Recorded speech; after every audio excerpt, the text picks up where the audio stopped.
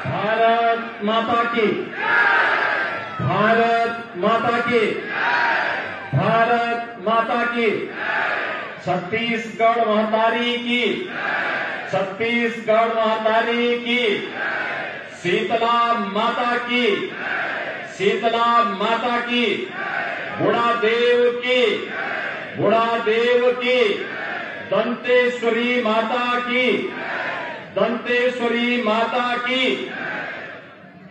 सब जनता को जय जोहार।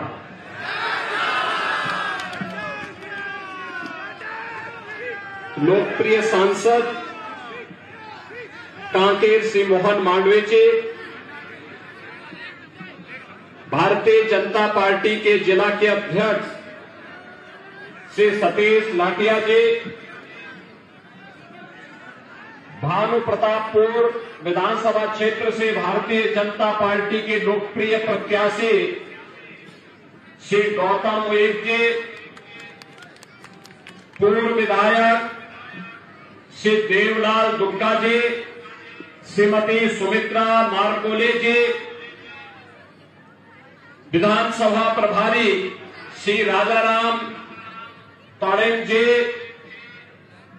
श्रीमती पिंकी दुरुसा जी, श्रीमती साजनी राजपूत जी, आज के इस कार्यक्रम में उपस्थित भारतीय जनता पार्टी के सभी पदाधिकारीगण और भारी संख्या में उपस्थित भानु प्रतापपुर विधानसभा क्षेत्र से जुड़े हुए सभी उपस्थित भाइयों बहनों, माता कौशल्या की जन्मभूमि और मर्यादा पुरुषोत्तम भगवान श्री राम के ननिहाल छत्तीसगढ़ की धरती को मैं नमन करता हूं। भाइयों बहनों, मैं प्रभु श्री राम की पावन जन्मभूमि अयोध्या के प्रदेश उत्तर प्रदेश से आपके बीच में आया हूं और एक महत्वपूर्ण संदेशा लेकर के आया हूं कि उत्तर प्रदेश में भगवान श्री राम का भव्य मंदिर निर्माण का कार्य पूरा होने जा रहा है।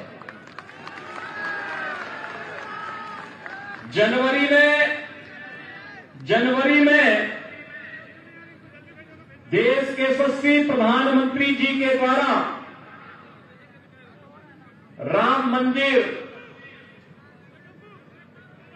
में प्रभु श्री राम की मूर्ति को स्थापित करने का कार्य संपन्न होगा और आप सब जानते हैं कि यह अवसर होगा देश के अंदर राम राज्य की स्थापना की घोषणा का। राम राज्य का मतलब बिना भेदभाव के शासन की योजना का लाभ हर गांव, हर गरीब, हर किसान, हर नौजवान, हर महिला, हर दलित, हर वंचित, हर आदिवासी, हर वनवासी, हर गिरिवासी, हर एक उस व्यक्ति को जो आजादी के बाद से वंचित है उस तक इन योजनाओं का लाभ पहुंचाने का। और इस दृष्टि से ननिहाल में कोई कमी न रह जाए, इसी के लिए आपका आह्वान करने के लिए विशेष रूप से इस बस्तर में मैं आया हूं। भाइयों बहनों, ये वही भूमि है जहां 14 वर्ष के वनवास के दौरान भगवान ने एक संकल्प लिया था, निश्चरहीन करो मही भुज उठाए तृण कील। उन्होंने एक संकल्प लिया था उस समय और भगवान ने एक ही संकल्प लिया था, जब तक इन निशाचरों को, इन राक्षसों को मैं समाप्त न कर दो तब तक ये मेरा संकल्प है कि चैन से नहीं बैठूंगा। और आज आप सभी बंधुओं से मेरा आह्वान होगा, हम सब छत्तीसगढ़ वासी आज संकल्प लें कांग्रेस के भ्रष्टाचार को सदैव के लिए दफन करने का। ये सरकार जो झूठ बोलती है, ये सरकार जो गरीबों के ले आने वाली योजना को हड़प जाती है, ये सरकार जो किसानों पर अत्याचार करती है, किसानों का शोषण करती है, राम भक्तों का अपमान करती है, इस सरकार को एक भी क्षण रहने का अधिकार नहीं है, एक भी क्षण रहने का अधिकार नहीं है। और इसलिए भाइयों बहनों, लोकतंत्र के इस व्यवस्था में यह अधिकार आपके हाथों में है। अगर आपने सत्ता सौंपी है तो कान पकड़ करके उसको सत्ता से बाहर भी करिए, अगर वह आपके हितों पर कुठाराघात कर रहा है तो। और कांग्रेस ने तो यही किया है। एक कांग्रेस की प्रवृत्ति रही है झूठ बोलना, बहकाना, एक प्रकार सत्ता हड़प लेना, और सत्ता जब प्राप्त हो जाए तो प्राप्त होने वाली सत्ता को भ्रष्टाचार का अड्डा बना देना। आश्चर्य होता है हमें, पहले केवल माइनिंग का आरोप लगा था और माइनिंग के भ्रष्टाचार के कारण छत्तीसगढ़ में कांग्रेस सरकार को कटघरे में खड़ा होना पड़ा था। लेकिन अब माइनिंग के बाद यहां पे विकास की विभिन्न योजनाओं में भ्रष्टाचार की शिकायत भी आ गई, और इस शिकायत अब यहां तक पहुंच गई है कि भाइयों बहनों, इनके एक पार्टनर ने बिहार में चारा घोटाला किया था, इन्होंने छत्तीसगढ़ में गोबर घोटाला कर दिया। अब याद करिए, यानी गाय का गोबर भी 10 रुपए किलो के हिसाब से 1300 करोड़ रुपए हड़प लिए, और 1300 करोड़ रुपए हड़प लिए। पता लगा गाय का गोबर कहां से खरीदे थे, जहां गाय थी ही नहीं, और गोबर के बदले मिट्टी भर करके भेज दिया गया। ये तो कांग्रेस की प्रवृत्ति है। और भाइयों बहनों, आज इसीलिए हम कहने के लिए आए हैं, यह सरकार धोखा कर रही है यहां के नागरिकों के साथ, यहां के वनवासियों के साथ, यहां के आदिवासियों के साथ, यहां के बंधुओं के साथ, यहां के अनुसूचित जाति, जनजाति और पिछड़ी जाति के लोगों के साथ, यहां के किसानों के साथ, यहां के युवाओं के साथ।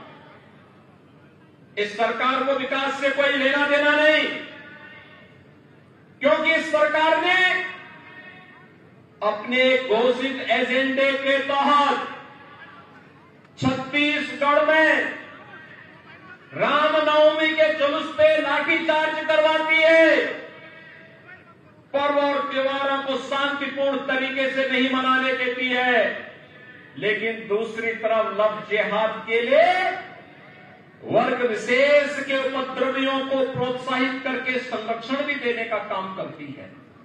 लव जिहाद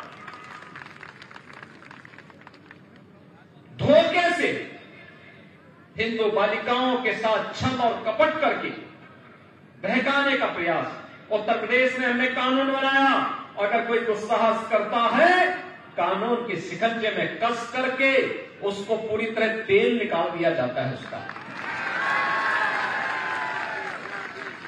भाइयों बहनों, हमें आश्चर्य होता है, यहां की सरकार धर्मांतरण की अनैतिक गतिविधियों को प्रश्रय देती है। भोले भाले गिरिवासी, वनवासी, आदिवासियों को बहका करके उन्हें अपनी व्यवस्था के खिलाफ भड़काने का कार्य करती है, और भाइयों बहनों, उन्हें सुविधाओं से वंचित करके बहकाने का जो पाप यहां की सरकार कर रही है, यह क्षम्य पाप है। आप याद करिए, जिन बंधुओं ने हजारों वर्ष पहले त्रेता युग में प्रभु श्री राम के साथ खड़े होकर के उस समय इस पूरे क्षेत्र को राक्षस विहीन किया था। आज उन बंधुओं के साथ छल, ये तो भगवान के साथ छल करने जैसा है। और इसीलिए आज मैं आपका आह्वान करने के लिए आया हूं। एक कांग्रेस एक तरफ अन्याय कर रही है, अत्याचार कर रही है, भ्रष्टाचार फैला रही है, अराजकता फैला रही है, राम भक्तों को लाठीचार्ज करवाती है, तो दूसरी ओर इस सरकार के द्वारा लगातार यहां के लोगों को, यहां के नागरिकों को विकास की योजनाओं से वंचित करने का पाप भी किया गया। भाइयों बहनों, मैं आपसे पूछना चाहता हूं, क्या आपको हर घर नल से जल मिला? यहां जल मिला क्या? नहीं मिला। लेकिन भारतीय जनता पार्टी आपको आश्वस्त कर रही है, टोटी से जल, नल से जल पहुंचाने का काम हम देंगे। भारतीय जनता पार्टी का वायदा है, प्रधानमंत्री मोदी जी देंगे। उत्तर प्रदेश में आप याद करिए, अब तक हम लोग उत्तर प्रदेश में 1.5 करोड़ लोगों को हर घर में नल की सुविधा से शुद्ध पेयजल उपलब्ध करा रहे हैं, आरओ का पानी पहुंचा चुके हैं। बुंदेलखंड में आप जाइए, देखिए हर घर में पानी पहुंच गया। लेकिन छत्तीसगढ़ में यहां की सरकार नहीं लेना चाहती, क्योंकि जो पैसा दिया जाता है वो भ्रष्टाचार की भेंट चढ़ जाता है। मैं आपसे पूछना चाहता हूं, आदरणीय प्रधानमंत्री मोदी जी ने जो आवास भेजे, आवास मिला क्या आप लोगों को? आप याद करिए, 16 लाख आवास छत्तीसगढ़ के लिए थे, पैसा हड़प लिए। उत्तर प्रदेश में हमने इस दौरान 55 लाख गरीबों को एक एक आवास उपलब्ध करवाया है। भाइयों बहनों, 55 लाख गरीबों को एक एक आवास दिया है। और मैं आपसे कहना चाहता हूं, भारतीय जनता पार्टी कह रही है 18 लाख गरीबों को प्रधानमंत्री आवास देने का काम भारतीय जनता पार्टी सरकार आने पर करेगी। भैया बहनों, आज यहां का गरीब पूछता है और यह प्रश्न बार बार कर रहा है कि हमन ला तो नहीं मिलिस, आप लोग मिलिस का?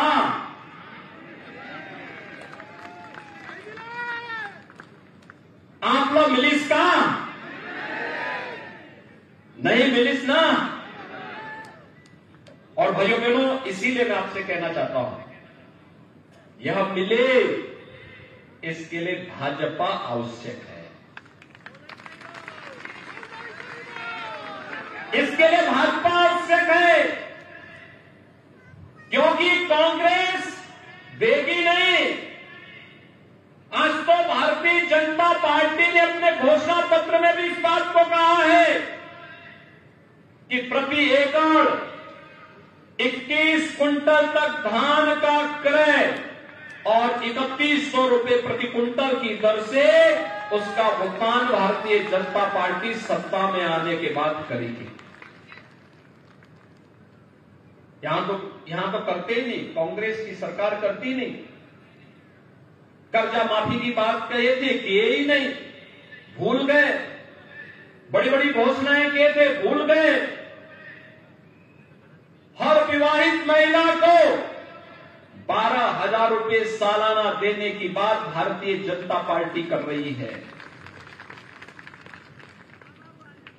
तेंदूपत्ता संग्रहण के लिए 5500 रुपये भारतीय जनता पार्टी देने की बात कर रही है।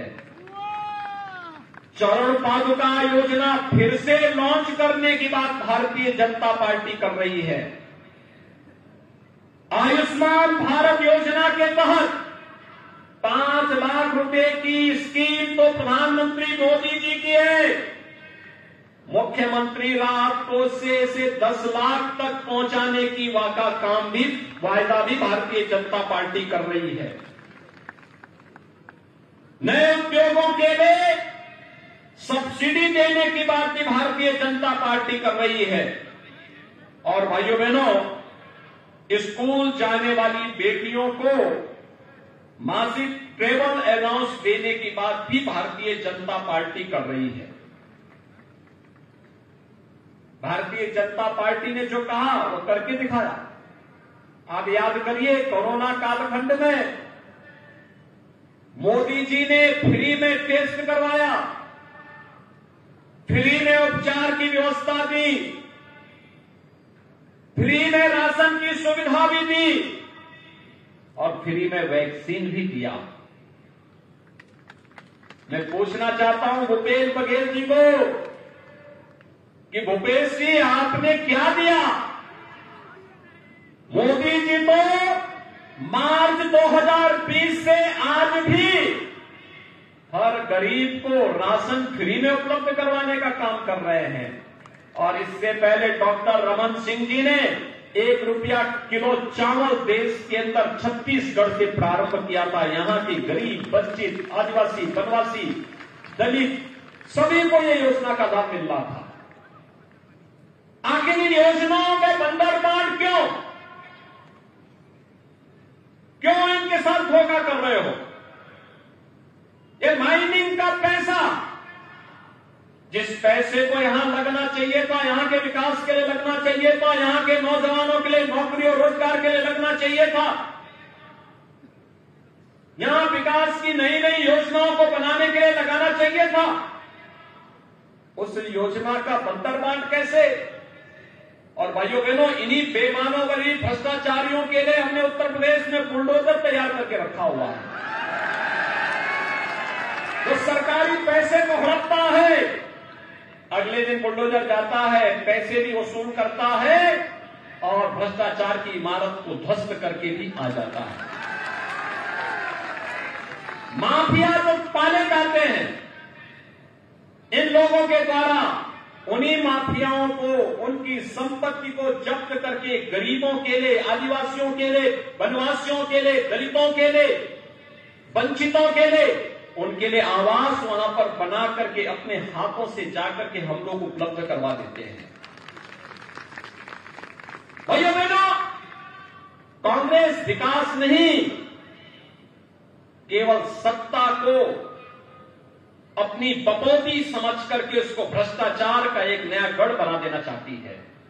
लेकिन कांग्रेस का गढ़ छत्तीसगढ़ को मत बनने दीजिए। छत्तीसगढ़ को तो विकास की एक नई इमारत के रूप में, एक नए गढ़ के रूप में स्थापित करना है, क्योंकि अयोध्या में प्रभु राम विराजमान हो रहे हैं। तो छत्तीसगढ़ का सीधा संवाद होना चाहिए। आपको राम राज्य का लाभ अयोध्या, उत्तर प्रदेश के साथ साथ छत्तीसगढ़ को बराबर मिले, इसके लिए आपका आह्वान करने के लिए मैं आज आपके बीच आया हूं। और इसलिए भाइयों बहनों, मेरी आप सबसे अपील होगी, भारतीय जनता पार्टी ने आपसे जो कहा वह करके दिखाया। आप याद करिए, छत्तीसगढ़ कांग्रेस कभी नहीं बनाती। कांग्रेस तो समस्या का नाम है। कांग्रेस ने देश में आतंकवाद की समस्या दी, कांग्रेस ने नक्सलवाद की समस्या दी, कांग्रेस ने भ्रष्टाचार की समस्या दी। कांग्रेस अराजकता का नाम है और कांग्रेस हर उस समस्या का नाम है जिससे एक गरीब, एक वंचित, एक दलित, एक आदिवासी, ये सभी जिससे परेशान है, ये सभी समस्याएं कांग्रेस की देन है। और छत्तीसगढ़ बनाने का काम किया था सर्वैव अटल बिहारी वाजपेयी जी ने, भारत रत्न सर्वैव अटल बिहारी वाजपेयी जी ने। उन्होंने छत्तीसगढ़ बनाया था। छत्तीसगढ़ बनाया भी बीजेपी ने और संवारेगी भी बीजेपी ही। 15 वर्ष में विकास की जो एक बड़ा इमारत खड़ा करने में सफलता प्राप्ति की थी डॉक्टर रमन सिंह जी के नेतृत्व में भारतीय जनता पार्टी को, कांग्रेस ने 5 वर्ष में इसको दूषित करने का काम किया। और इसीलिए हम आपसे कहने के लिए आए हैं, हमने बनाया है, हम ही संवारेंगे। छत्तीसगढ़ को संवारने का काम भी भारतीय जनता पार्टी ही करेगी। और इसलिए भाइयों बहनों, और न सहिबो बदल के और न सहिबो। सभी लोग तैयार हैं? तैयारी पूरी है। भाजपा जरूरी है। तैयारी पूरी है। भाजपा जरूरी है। और नहीं सहिबो बदल के भारत माता की छत्तीसगढ़ महतारी की जय मां दंतेश्वरी, शीतला माता की।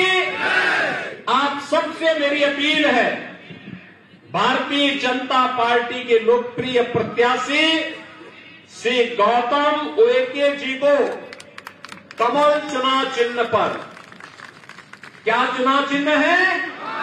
कमल। एक बार हाथ उठा करके बोलो कमल।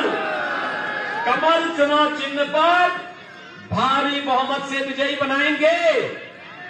विजयी बनाएंगे तो गौतम उइके जी जनवरी में अयोध्या धाम का दर्शन भी करवाएंगे। सहमत हैं? सहमत है ना? तो मेरे साथ बोलेंगे फिर से, जय जय श्री राम, जय जय श्री राम, जय जय श्री राम।